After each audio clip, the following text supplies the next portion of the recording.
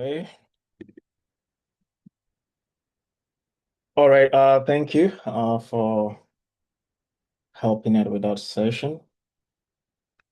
Our second and final lecture for today uh, will be delivered by Dr. Attoe.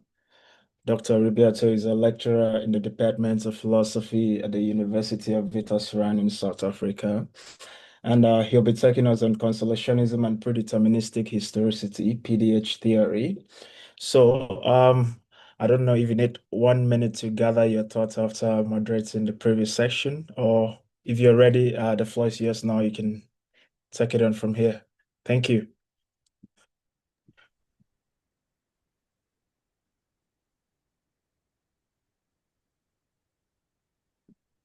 All right, thank you very much. I hope you can all hear me clearly and you can see my slides. Yeah, we can hear your slide is here. Thanks. All right, thank you. So I have the task of explaining two metaphysical theories within the next 40 to 45 minutes or thereabout. And I hope I'll be able to do so. So without wasting much of our time, I'd like to begin by speaking about consolationism. Consolationism or consolation theory was propounded by an African philosopher whom I admire a lot, Dr. Attoe. And his philosophy sought to answer two main philosophical questions or metaphysical questions. The first is whether life is ultimately futile, or whether there is a cosmic purpose to the universe. So before we go into the nitty-gritty of consolationism, I'll just give a brief overview of the theory. And this background will be important for the next few slides and the next few things I'm going to say about the theory. So for Attoe, the universe is fundamentally constituted of what he calls mood. And this mood is characterized by what he calls striving or yearning. So the universe is mood, and a fundamental characteristic of this mood is yearning. And yearning indicates this desire for things in the world to constantly evolve, to constantly change, and to constantly get better. And for him, this yearning indicates a sort of proto-mind, and indeed in his philosophy, he advocates a type of panpsychism as fundamental to his philosophy. Also important is his idea that the constituents of this mood, this fundamental nature of reality, is joy and sadness.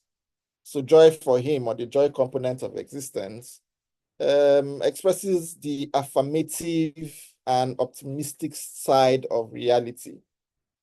So when reality is inanimate, when reality continues to change and evolve and unfold, it is expressing a sort of optimism.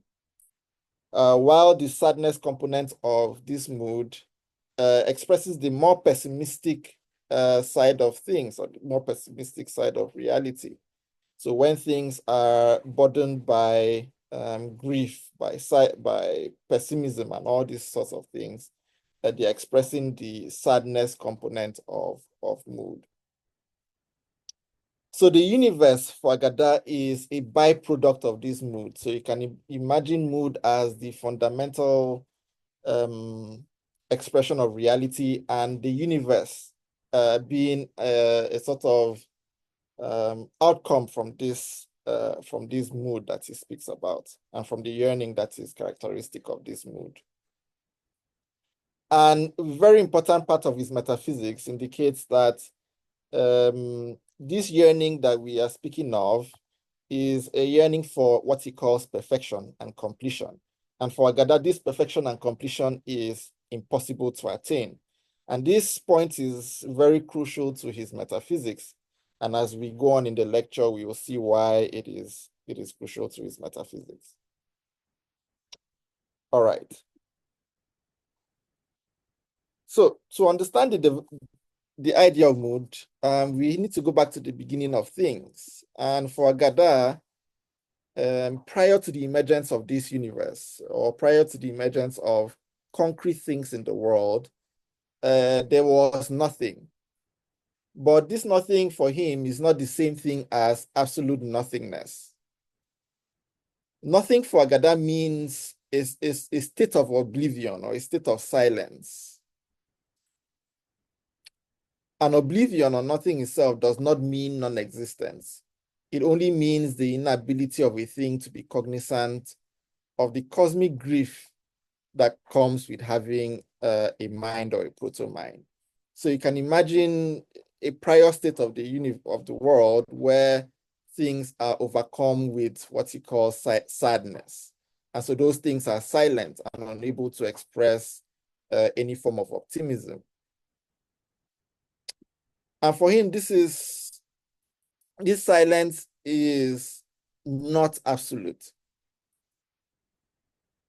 Everything that is weighed down by sadness also has the capacity to become mind or to become conscious. Because remember, when we are talking about mood, the two main components of mood are joy and sadness. So even though in this state of nothingness, things are weighed down by sadness, there is always this capacity or this potential for things to erupt from this sadness and come into being. And it is from this silence that we encounter God within the consolationist metaphysics. So God for Agada is a being that has overcome this initial silence that propagated the world before the existence of the universe. So for him, the emergence of God and the universe that God creates indicates a sort of burst or expression of optimism from the mood of sadness.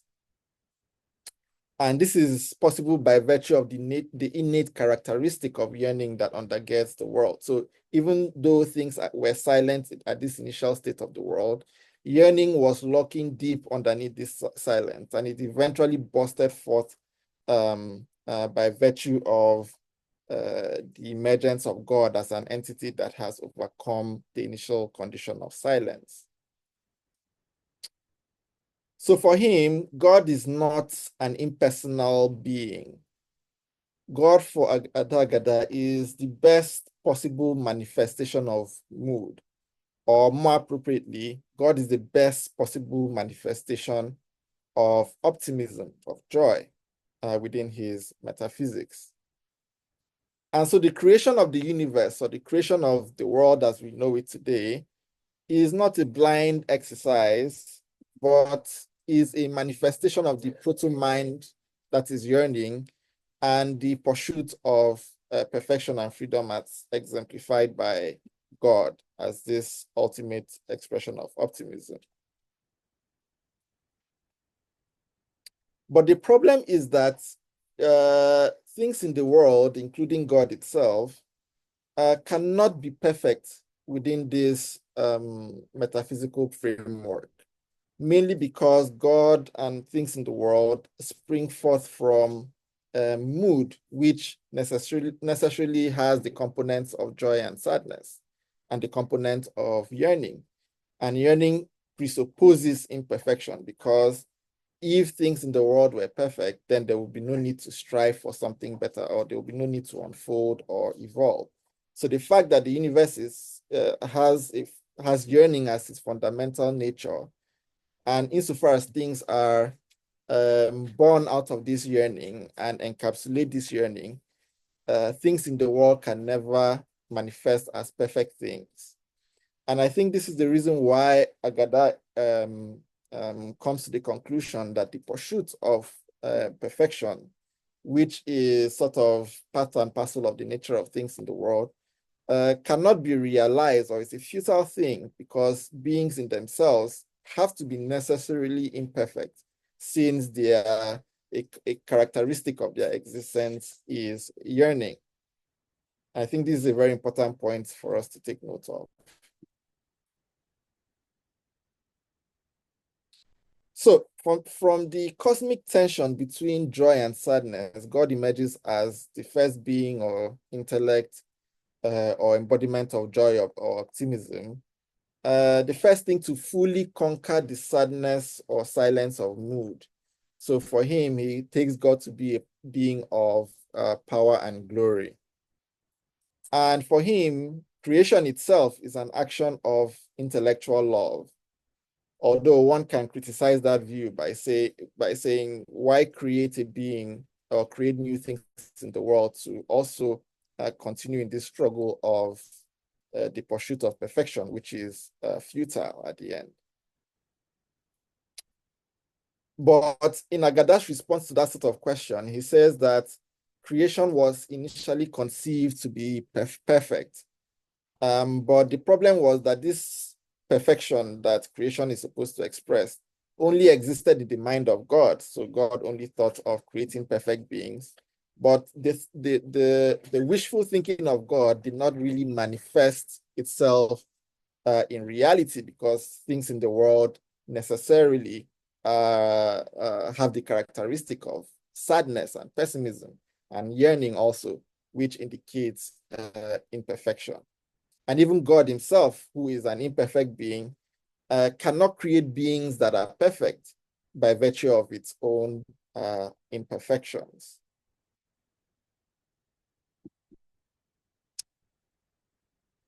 So for Agada, the universe yearns for perfection, and this perfection, as he defines it, is the fullest actual terminus of progress that makes everything whole and good, eliminating pain or evil and death, and also establishing why humans and the universe continue to exist.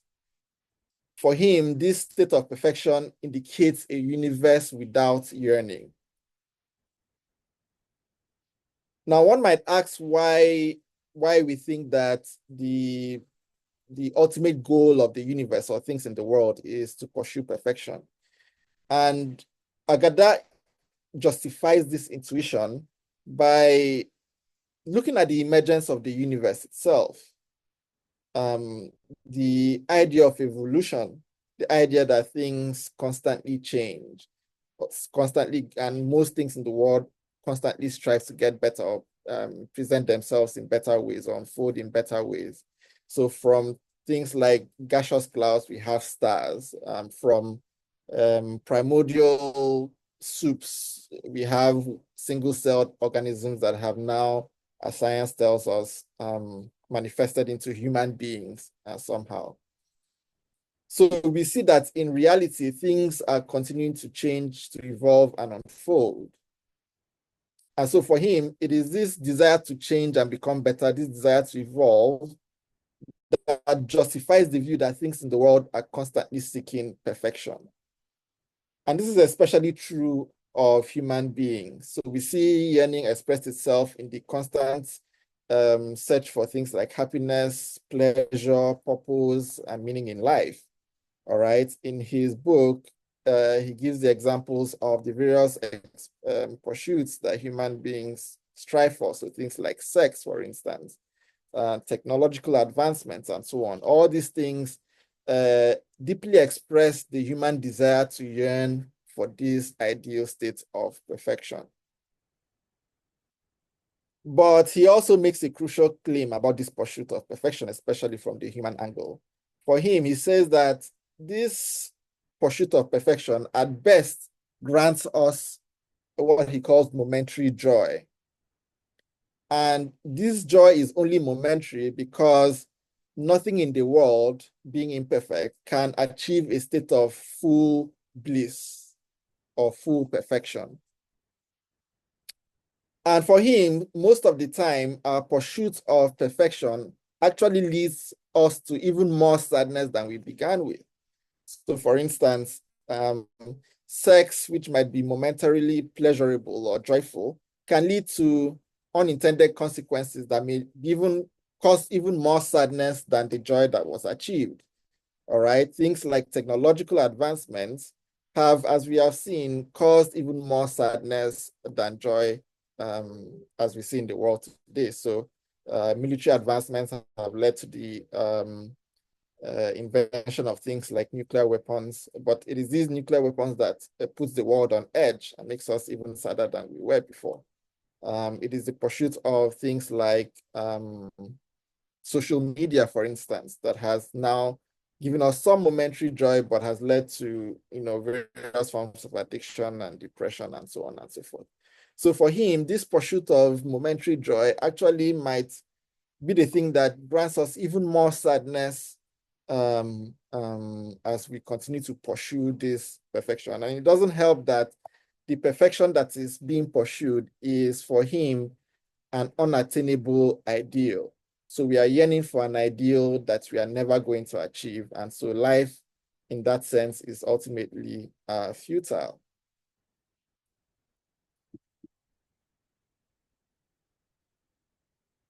So for things that have the greatest expressions of optimism, like human being and God, despair, anxiety, grief, and nihilism awaits, since it is through the intellect that a sentient being comes to understand the illusion of perfection and the imperfection of this world, and of course, the inevitable failure to achieve perfection. So the more optimism is expressed by a being, and optimism here is captured by intelligence or mind or consciousness. So the more intelligent a thing is, the more conscious a thing is of the world, the more it puts itself at risk of grasping the despair, anxiety, and futility of existence itself, or grasping the idea that we are in this world to pursue an ideal that we can never achieve. And so it leads to certain forms of existential crisis and so on. But the good thing about the intellect or consciousness is that it not only grasps cosmic grief, it also grasps momentary joy. And for Adagada, it is these moments of momentary joy that grants us consolation as we exist in this world, despite the fact that we are living a futile existence, pursuing an ideal or a purpose that we can never achieve.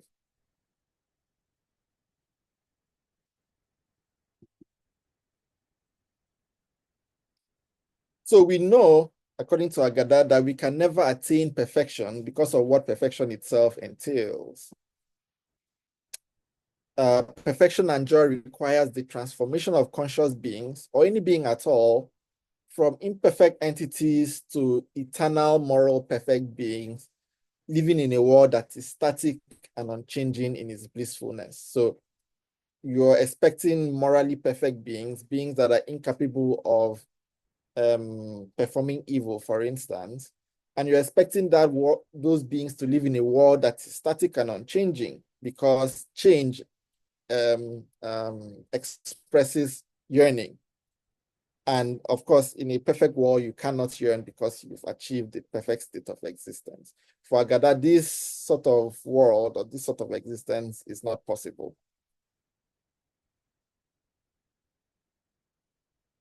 So he says, a rational perfect universe is a perfect universe in which perfect determinism reigns, so that effects are clearly adequate to the causes, completely erasing real novelty. But this universe would be a static universe, one in which motion is a mere illusion, a universe that is frozen forever in its blissfulness. And this is the impossible universe of philosophers like Parmenides and Zeno.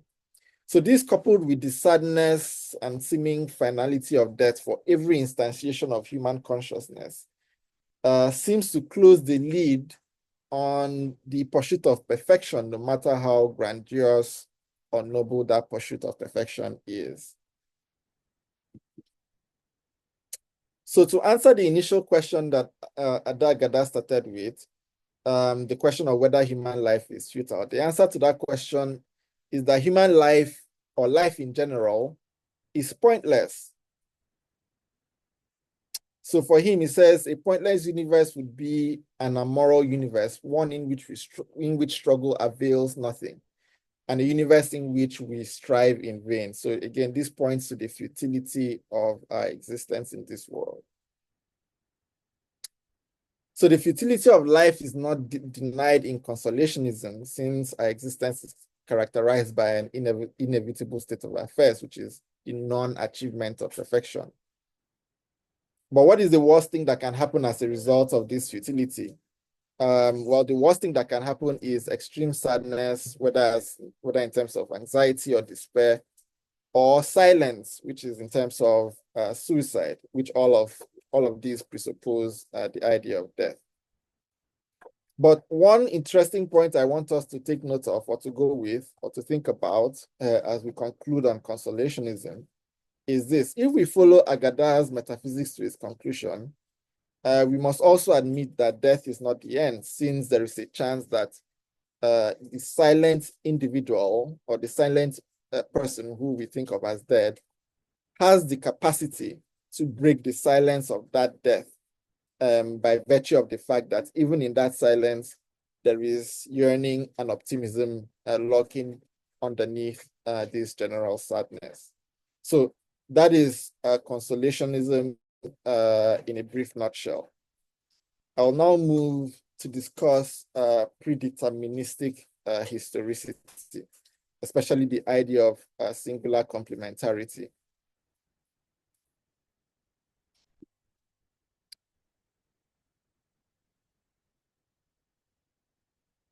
So similar to Agada's philosophy, the idea of predeterministic historicity, which is undergirded by the idea of singular complementarity, is based on two things: the impossibility of nothingness and some of the ideas we've gotten from Asuzu's idea of complementarity.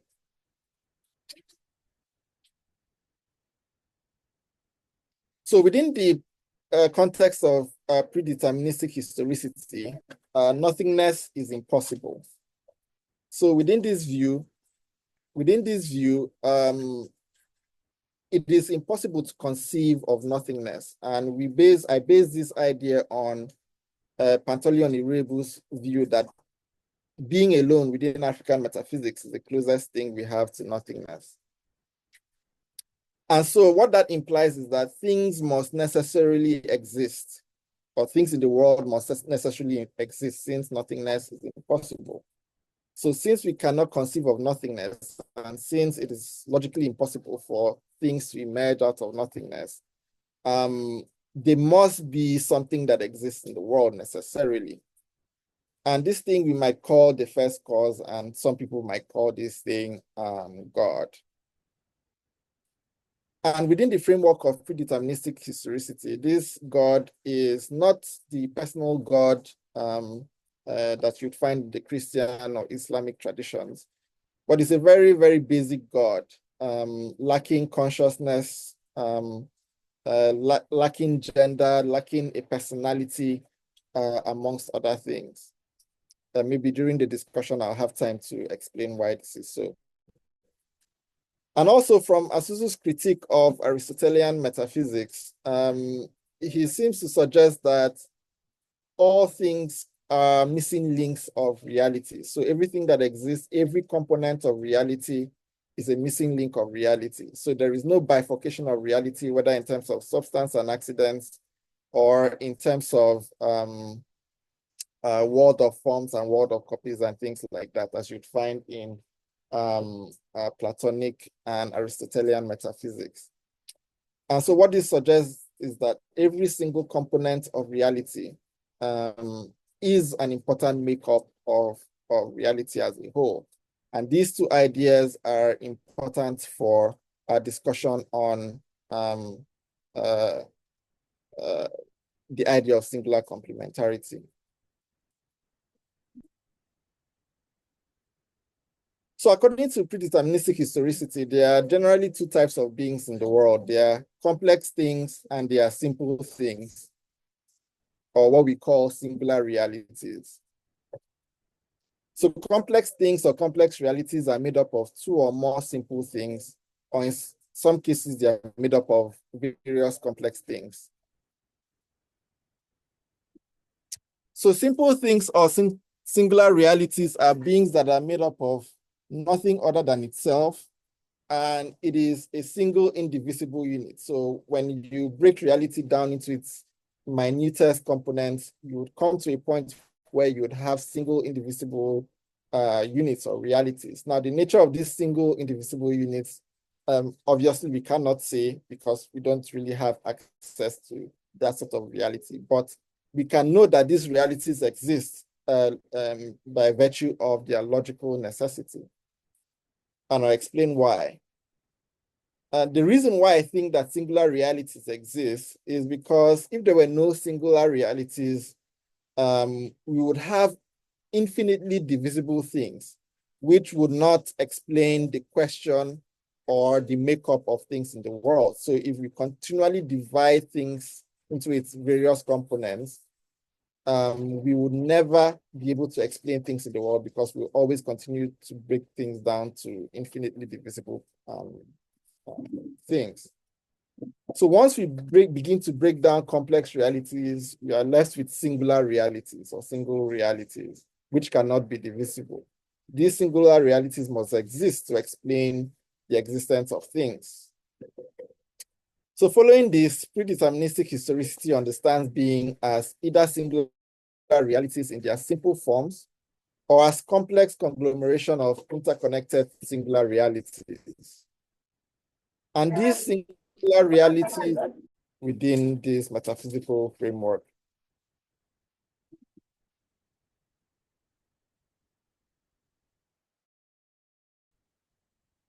So how do singular realities come together to form being?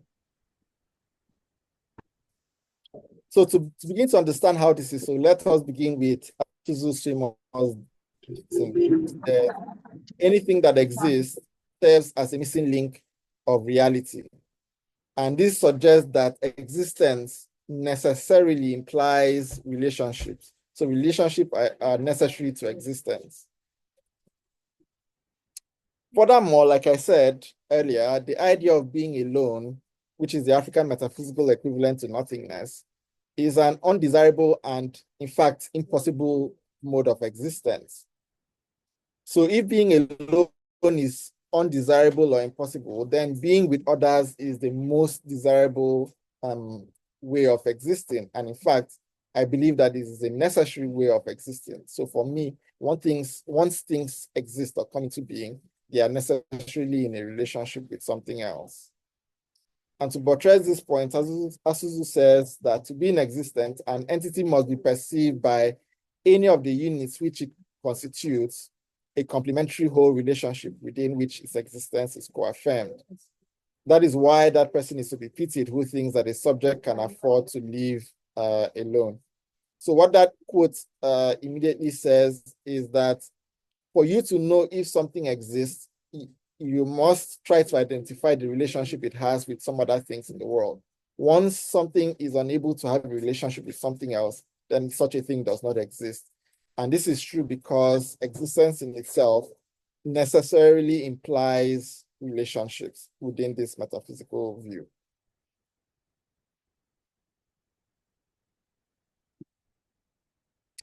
So from what we've said so far, it is clear that for being to exist, it must have a relationship with other things in the world. And to understand being, we must understand the way it relates with other things in the world and how its constituent parts relate with each other. And it is this relationship which for me is mindless among things in the world that allows for the emergence of what we might call new states of affairs, so new entities or new events. So unlike other metaphysical theories, predeterministic historicity does not possess a normative character. So reality does not come together for any grand purpose. So there is no, so since the relationship between things are necessary, there is no reason to believe that reality manifests itself or comes together for any grand purpose, like Adagada insisted on earlier on. So the interaction between things in the world are mindless. And it is this interaction between various things in the world that leads to new states of affairs.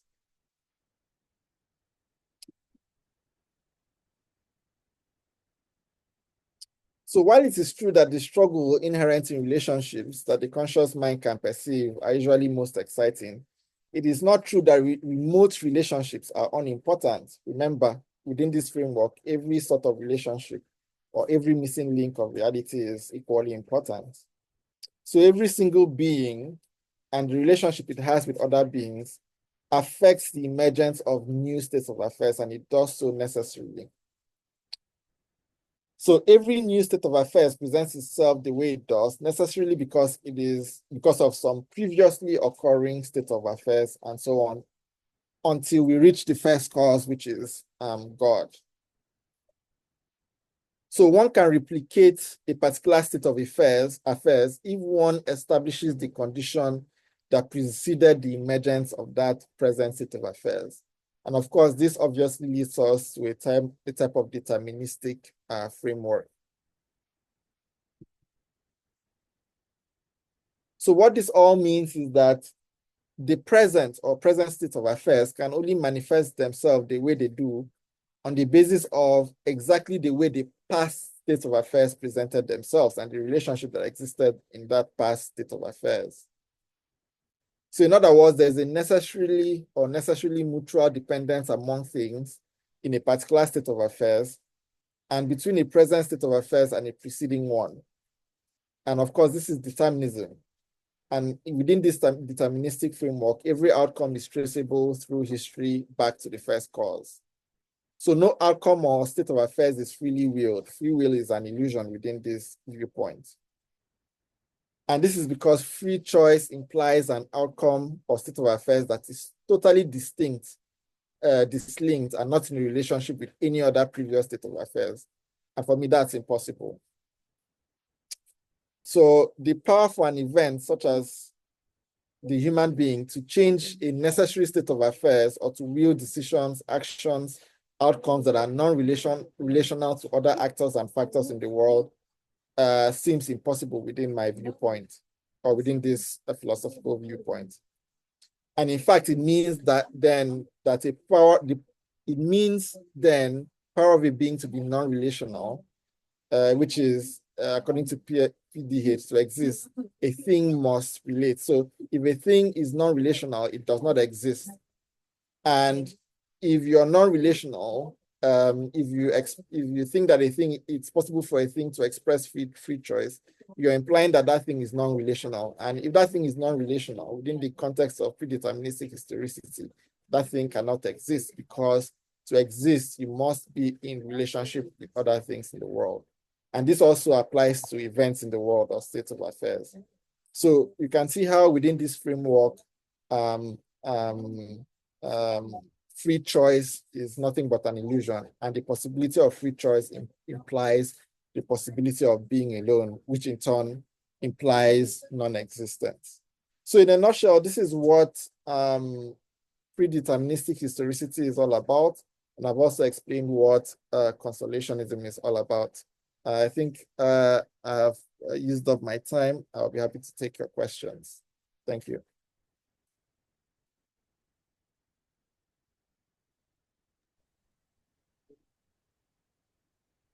All right, thank you, Dr. Attoe, for that wonderful presentation.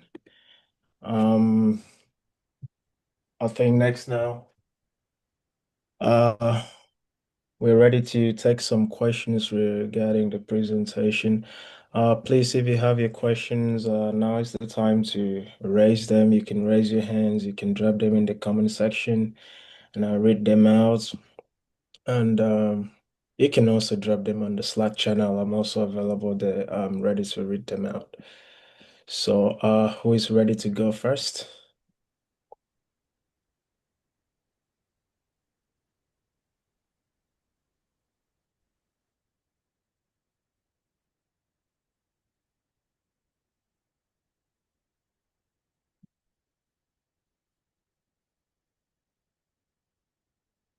Who is ready to ask the first question, please?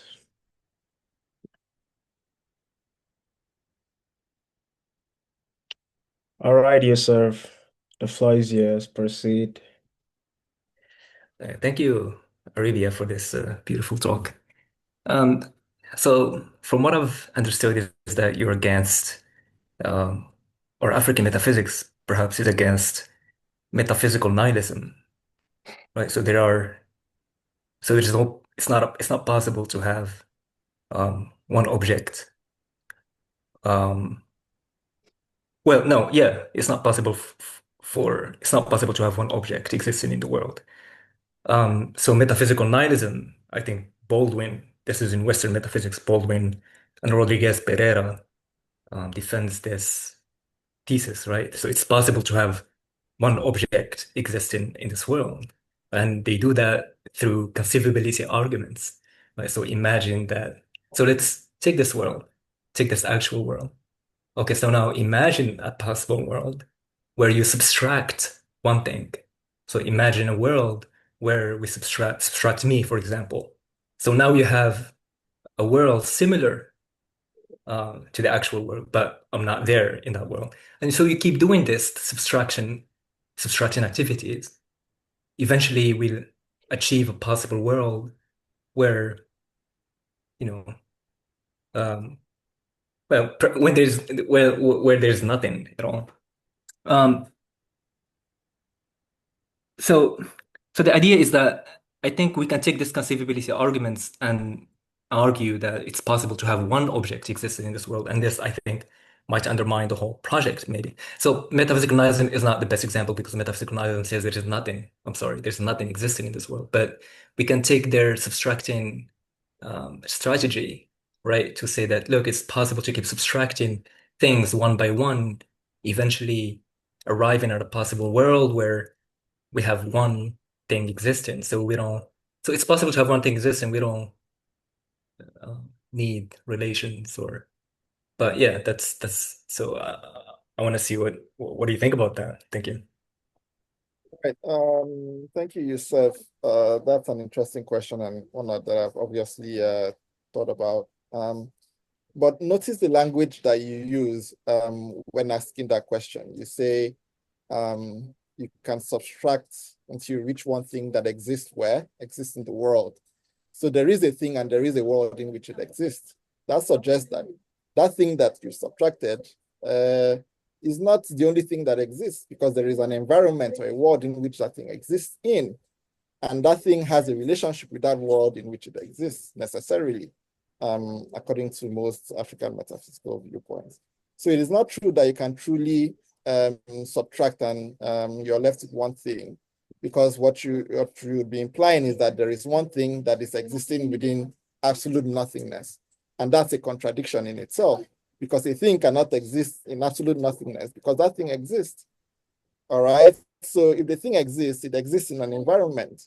And so it is not one thing that exists, but two things actually. Good, good, good. I like that. Yeah. Good. Thanks. All right, thank you, Seth. So, I don't know whose name is Techno K15Q. So, Mr. or Miss Techno, please, you may ask your question. All right, thank you very much, Mr. Patrick, for your moderation. Can you hear me? Yeah, we can hear you. Okay. And then to Arabia, I must thank you for that wonderful presentation. My name is Ugoze Donatus Moye. I will see change that so that people can know my name instead of Techno. All right, so my question is simply this. And first of all, I share with Arabia in his idea of predeterministic historicity, showing that our life or human beings are essentially conditioned beings or predeterministic beings in his own words. But I'm asking because, I relate with that because in the last conference we had in December or so, I was making reference to that from Igbo cosmology using the idea of chi. One is to exist, you must consult and know what your chi is saying and all that. The question now becomes, as an individual, what is your own freedom and all that? So, but the question I want to ask him from this deterministic view, because like he ended by saying there is no cosmic purpose. Does it then mean that as an individual, as a human being, that you don't have purpose in life? That's just the question. Yeah, thank you very much for that question. Let me try to, yeah, there is no purpose to life. I mean, it should be pretty clear, at least within my metaphysical view. Yeah, there is no purpose to life. That would be my answer. If reality, the relationship among things in the world is mindless, and if there is no normativity guiding this relationality within my view, then there is no talk of purpose is misguided. Yeah. All right, a kind of a flaw, we say mindlessness, and can we say mindless life in struggles of life where we have the norms and kind of like the Christian talk about the laws or the laws of God and all that, even from your own area. Like, let me say from my own area as an Igbo person, we have Ordinana, the laws of the land. These are the kind of normative laws or morals that will help us to live our life. And at the end of the day, one can look back even at one's demise and say that this person lived this kind of life, which becomes an example for those who are living or yet to live. So I think that's the purpose, so to speak. Like if you take into history, people that pioneered some things or ideas or champion or freedom fighters, it was the fight they fought that made people that are living today to have a kind of life. So that fight they fought then can be said to purpose.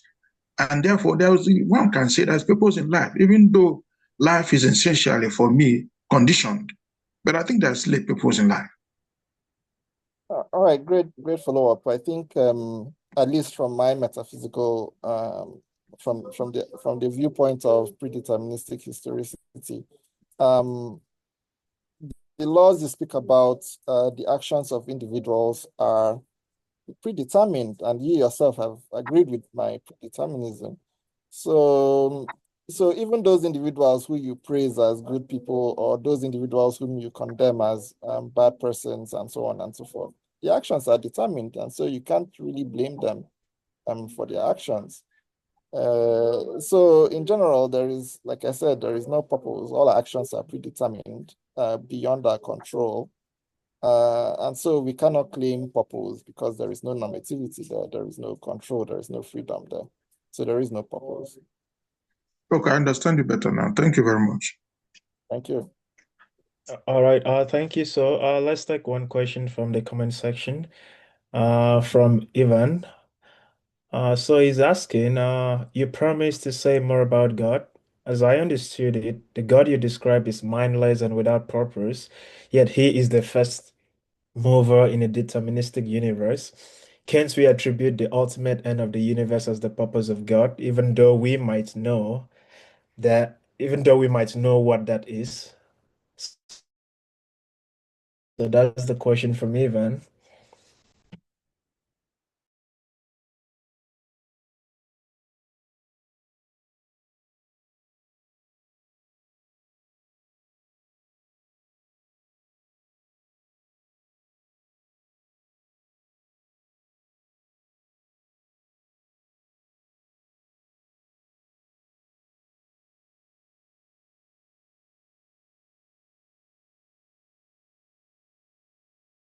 In the world.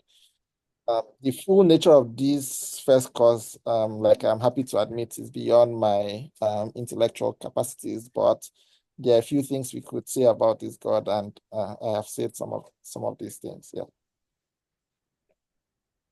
All right. So the next question here is from Eba Dube, who's asking, with respect to consolationism, can it be said that the world is in pursuit of harmony instead of perfection because we can sort of have a balance between joy and sadness?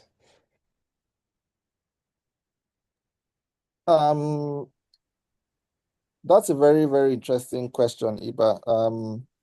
And perhaps that is a question that Agatha would find particularly interesting. But I'll say this. I think from his view, the purpose of the universe has to go beyond the harmony between joy and sadness, for instance, mainly because of the place of yearning in his viewpoint. So because things constantly yearn, even when there is a balance between joy and sadness, it suggests that there is something else that reality is looking for, something beyond harmony and all that. So perfection remains the goal for Adagada's philosophy. All right. So there seems to be a clarification here from Ivan. So he says, or a deterministic universe will unfold in a certain direction, even though we might not know what that direction is. This direction in which reality unfolds is what I call the ultimate end. I think that should be a clarification to his earlier point. All right, so that things unfold in a certain direction does not necessarily imply a teleology or an ultimate end in the way you've conceived it. Remember, the universe has to be eternal because something has to exist. Nothingness is impossible. And once you insert infinity or eternality into this deterministic framework, there cannot be an end because the universe will continue to unfold. So by the character of eternality that the universe possesses, there cannot be an ultimate end. It makes no sense. Yeah, so there is no ultimate end in that sense. All right, thank you. Do we have any more questions or comments or clarifications?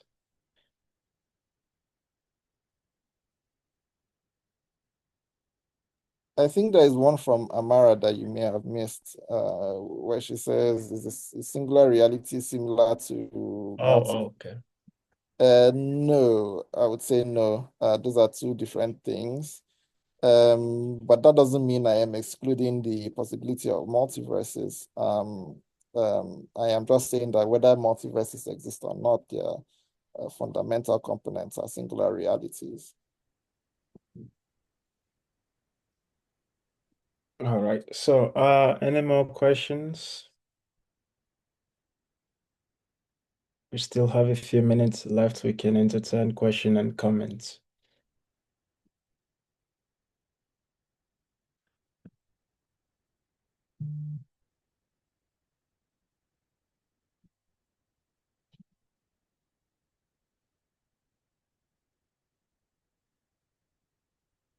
I'm waiting.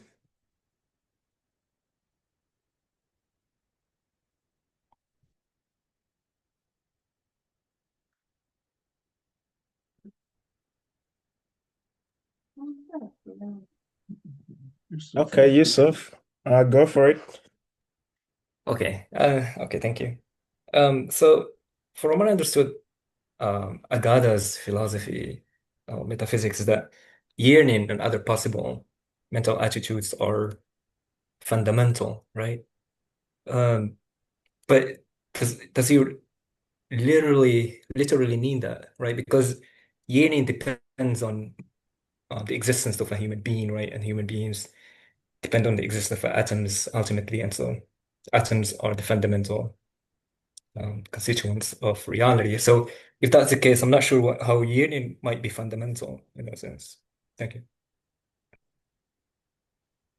All right, so for Agada, I think for him, the fundamental things in the world, the being itself is not necessarily atoms or things like that, but mood, like I said earlier.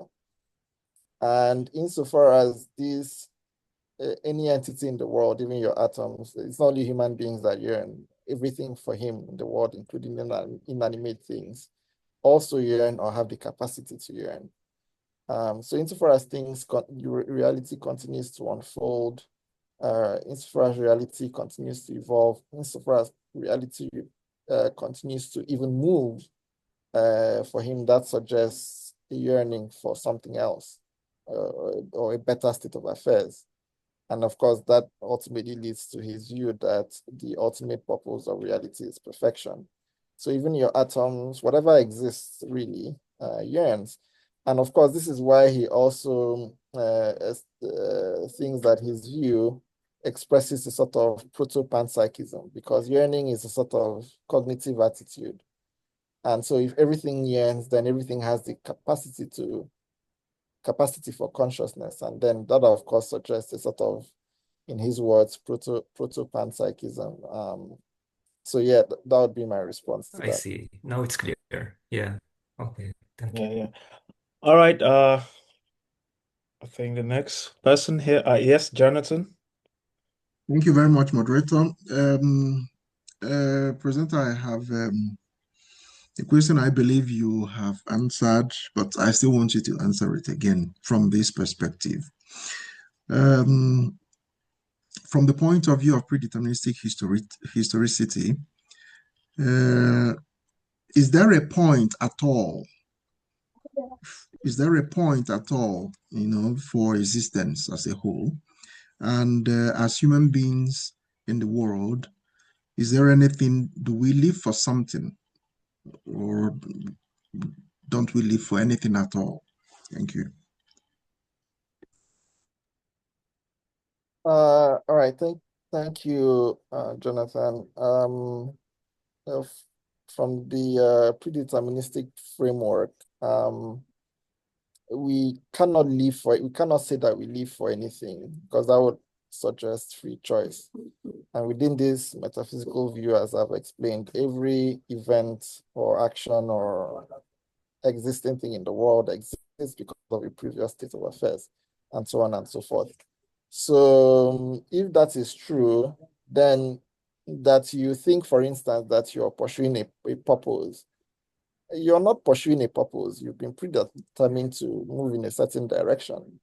Has nothing to do with you as an existent thing in the world, but has more to do with your relationship with previous state of affairs, which is necessary. So you cannot have a purpose and you cannot pursue a purpose. You can only manifest or unfold yourself as you relate with prior states of affairs. So yeah, that would be my response to you. So is existence as a fixed, determined thing purposive? No, it's not purposive. But it is mindless. necessary. Yes. So how is it necessary without being purposive? And I don't think there is any reason to believe that necessity implies purpose, unless you have good arguments to show that that is true. I don't think there is any reason to believe that necessity implies purpose.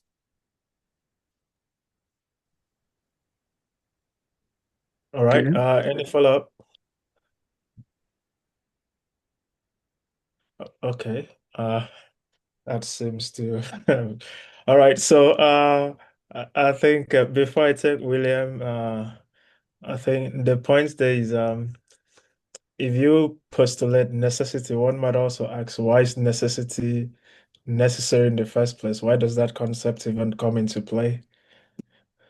Yes, it comes into play because, remember, like I said, the presence of things in the world has to imply relationship, because once things exist in a world, they create new states of affairs almost instantly.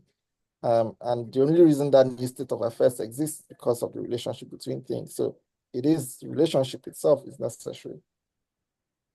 It could be a product of association of different things in our environment.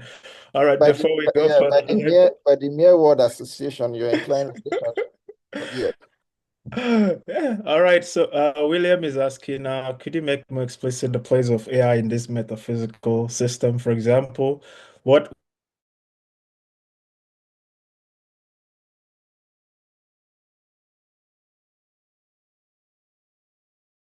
would you? Say two things. In relation to AI, I would say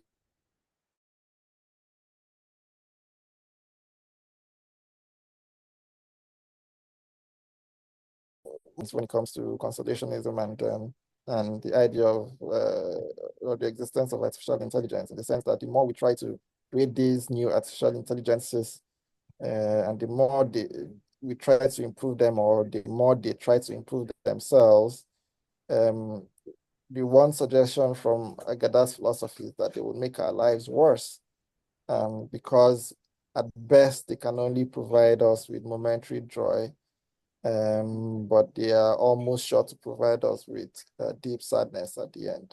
So that's one thing you could say. In terms of virtual yearning, I don't know, perhaps you could say those sorts of technologies, the more they become conscious, the more they would strive for perfection itself. And I wonder what that would mean for their relationship with human beings moving forward. Yeah, so those are kind of like the things I can say about AI in relation to consolationism. Yeah, I'll stop there. All right, thank you.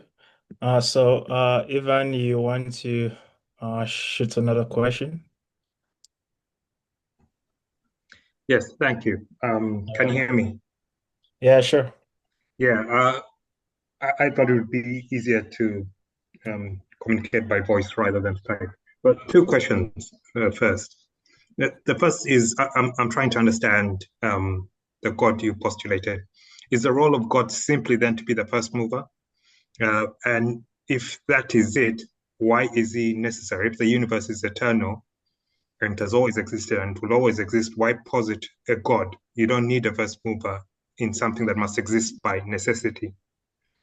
I suppose the second question is that Can I answer the first question yes, first? sure.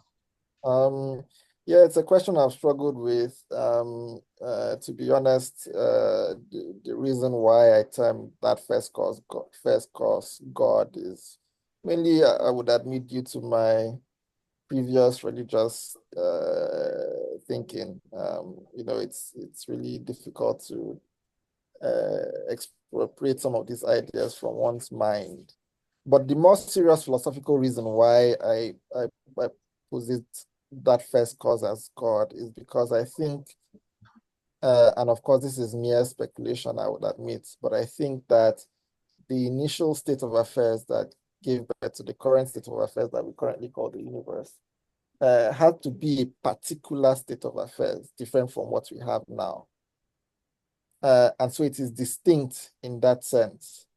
And so if there is a distinct state of affairs that gives rise to what we now call the universe, or the state of affairs we now call the universe, then it might be important. Some may think it's not important. I'm happy to agree to that, but it might be important to acknowledge that first state of affairs, which I also think is at least regressively eternal. It might be important to acknowledge that first state of affairs, and perhaps God might be a good word to use referring to that state of affairs. You could also use first cause if that is more appropriate. But my viewpoint also would accommodate much more atheistic leanings. I'm happy to accommodate that. It's just, I guess, semantics. All right, thank you for that response. Any more question or I follow-up? think you had the second question. Okay, yes. Yeah, yes, thank you, Dr. Attoe. I got your point on that. My other follow-up is on the point I had about the ultimate end, and maybe I can lend a bit more clarity on that. So, so that you could, I could see where your thoughts lie on this. You describe this, we are in a deterministic world, and we have a certain powerlessness within this deterministic world that leads to our unhappiness. Yes. Now I'm answering, if this is the way the world unfolds, right? Then can't we say that that unhappiness is what ultimately results from this world is the ultimate end of the world, that unfolding reality in which we are constantly unhappy because of this purposelessness and so on? Can't we say then that's a purpose, and that's the purpose of the first mover? That this God who created the world, maybe he does have a purpose, and that's shown in the way that the world is unfolding. I mean, that's an interesting prospect, one that would naturally interest me. But I would disagree, because predeterminism also leads to other things beyond unhappiness. So even the powerlessness of determinism leads to other things other than sadness. If you're determined to be rich and happy, you'll be rich and happy. Those are all aspects of this unfolding for different sorts of being. beings. So the powerlessness does not necessarily imply unhappiness for all beings in the world at all times. So in that sense, I don't think it can be the purpose of the first cause of the universe. Remember, the first cause, as I think of it, is currently mindless, although one of my students is planning to convince me with strong arguments that even that first cause has the capacity for consciousness, but I'm yet to agree. Perhaps in the future I might agree. But that first cause is mindless, and if it is mindless, then it cannot instigate a world that has purpose. And that purpose itself cannot be unhappiness, since powerlessness does not necessarily imply absolute unhappiness for all beings at all times. Well, okay, let me just again add a bit more clarity to that. Okay. It is, the purpose is at an individual level. So this God has a purpose for you. That might be unhappiness, might has a purpose for another person, that might be happiness. It has a purpose for someone else, that might be angst. And all of this is predetermined at the beginning. So we can assume that that's his purpose from the start. He said, this is what I intend for these people. Yeah, so even then, first of all, the God I speak of is not a he or a she. It's an Okay. it. And so all that is fine, but remember, it all tracks back to a first cause that is mindless. So this first cause cannot it cannot what's the word now? It cannot mete out or give out purposes to things in the world in the way you're expressing them. The reason why things in the world, have outcomes that express happiness and not, or sadness or whatever, it has nothing to do with the mind of God per se. It has nothing to do with purpose. It's just the unfolding of reality. And this unfolding comes from a mindless first cause. The process of the unfolding, which is relationality itself, is itself mindless. So the outcome cannot be purposeful in that sense. So that would be my general response to that question. Thank you. All right. Moderator, can I say something, moderator? It's all right. Go ahead. Okay, so I grant you your first premise that the first cause does not have the capacity to design purpose or to design purpose into existence. I grant you a second premise that all entities in existence, including you and I, have no purpose. Okay?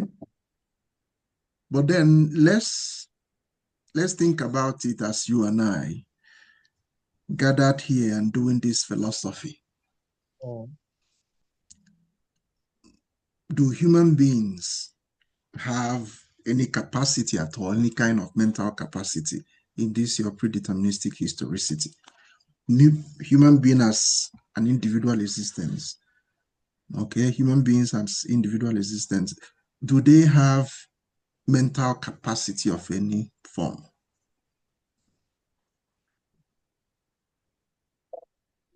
That's an interesting question. I think somewhere in the book that outlines the theory, I seem to suggest that no, not really. We don't have normative capacities or normative intellectual capacities. So we cannot, for instance,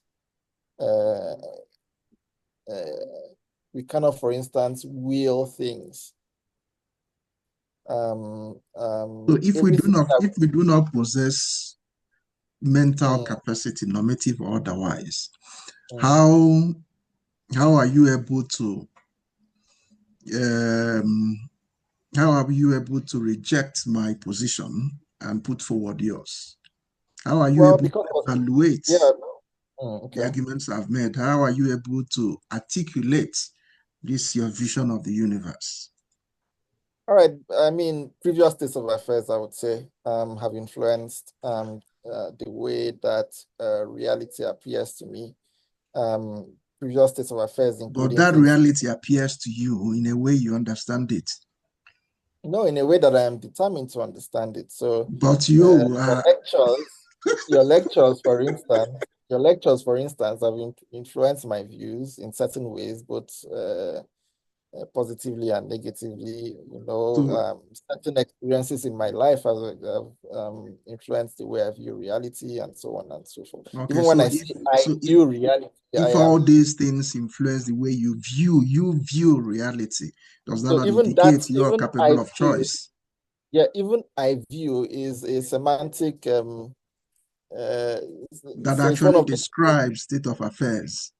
No, not necessarily. So it's one of those, it's like the way I use the term God to express the first cause, which people like, I think Ivan, I believe, took me to task on that. It's just semantics. So it's a bad habit that we have developed over time. So when I say I view, that's not really what I mean. What I mean is that the way reality appears or has entered into my mind is interpreted by my mind in the way that other influences have influenced my mind also. Okay, All right. So you do have a mind. Well, what again, semantics, what we call mind, as you know, in my so at least we are capable of identifying and calling something a mind. Sorry? At least you are capable of identifying and calling something a mind. No, I am capable, my brain is capable of receiving information, which through other influence, it interprets as mind. So including itself. So at least it is capable of interpreting the information received. It is capable of being influenced to interpret reality. Yeah, I rest my case. Over to you, moderator. Thank you. Okay, thank you for that interesting debate. All right, any more questions or comments?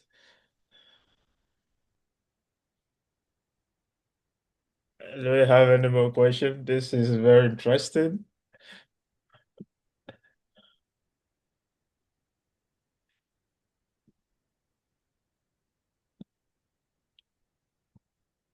Uh, you have a chance to take a shot at Arabia now.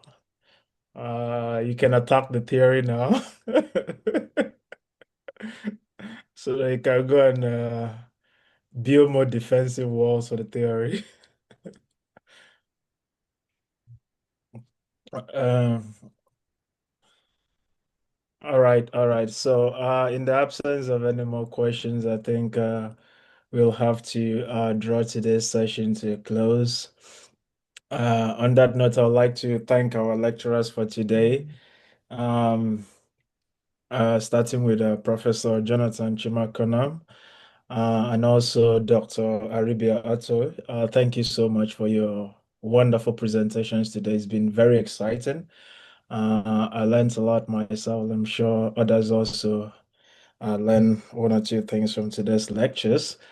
The conversation can continue on our Slack channels. Please, if you're not there yet, do well to download the application, log in, and join our channel. And you can continue the conversation there. You can also do well to connect with other researchers, ask questions, seek for collaborations, expand your network beyond your university and your continent. And tomorrow we'll be having, tomorrow is the final day of the summer school. Tomorrow we'll be delving into the topic of African metaphysics and artificial intelligence. Our first lecturer, Dr. Shegun Samuel, will take us on introduction to AI, both generally and also bringing in some elements of Africa. How does this affect Africa as a society? And Dr. Marachimakana will also be taking us on AI and metaphysical personhood. And I think the third lecture, AI and human enhancements, will come from Dr. Ujochukwu Abdul. So, tomorrow you don't want to miss. Tomorrow there will be loads of discussion focusing on artificial intelligence. If your research has anything to do with Africa and artificial intelligence, that will be a good platform to arm yourself with details from the experts in this particular field. As for today, I think this is where we draw the curtain. Thank you so much for turning up today, and I really hope you turn up tomorrow and also taking as much as possible to enrich your intellectual horizons.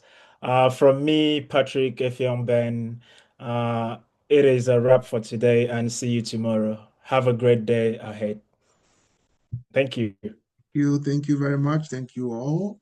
Enjoy your day.